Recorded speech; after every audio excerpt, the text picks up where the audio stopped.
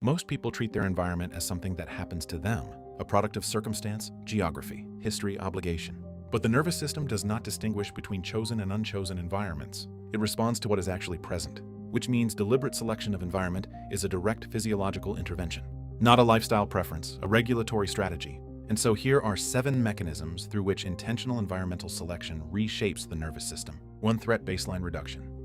Chronic exposure to high conflict or unpredictable environments sustains elevated stress physiology.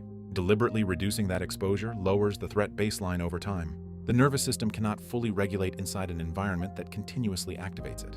2. Repeated safety signaling. The nervous system learns safety through accumulated relational experience, not single events. Consistent exposure to attuned, stable people teaches the body what safety actually feels like. This learning is slow, cumulative, and cannot be rushed, only sustained. 3. Upward standard migration. Spending consistent time in higher functioning environments raises internal behavioral standards. The nervous system recalibrates what feels normal, acceptable, and possible. Standards migrate upward through exposure before they migrate through decision. 4. Transition. Friction and tolerance. Environmental change activates discomfort even when the new environment is healthier. The nervous system treats familiarity as safety, regardless of whether the familiar is good. Anticipating this friction, rather than interpreting it as a signal to retreat, is essential to successful transition. 5. Incremental exposure as strategy. Full environmental replacement is rarely available or advisable. Incremental exposure to healthier relational contexts produces measurable change over time. The nervous system responds to direction of movement, not only to destination. 6. Relational portfolio auditing. Long-term nervous system health reflects the aggregate quality of relational inputs.